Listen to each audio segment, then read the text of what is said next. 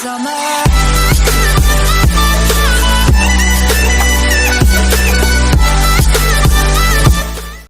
Calcou traz no primeiro vídeo do canal Cipó, que Gamer vai ser nós, que é pra legendária.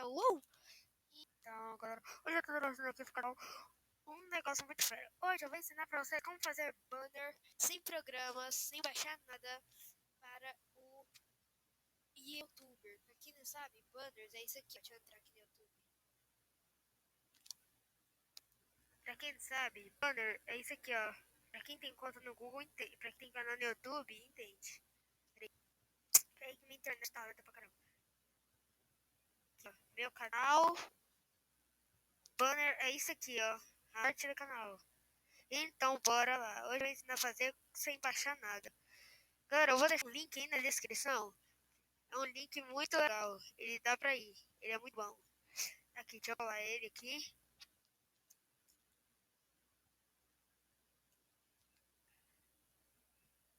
Opa. Uai, que eu entrei? Eu vou dar um pause aqui e já volto. Aqui, galera. Aqui, esse é o site. Vai estar o link aí na descrição. Vai ser muito fera. Aí vocês seguem o passo a passo aí e tal. Aí vocês pegam. Aí vocês abrem documentos. Que eu vou salvar aqui no meu pendrive, que já tá aqui. Vocês cliquem na imagem. Peguem ela e arrastem.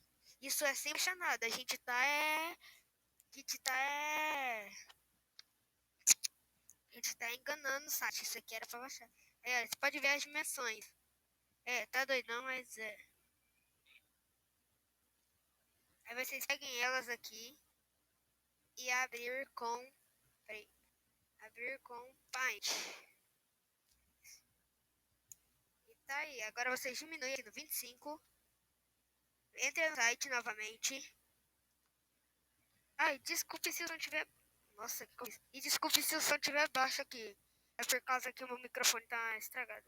Aí vocês peguem essa dimensão aqui, ó. Essa dimensão. A altura 2120. Aí vocês pegam aqui, ó. Pera aí, só selecionar esse negócio aqui.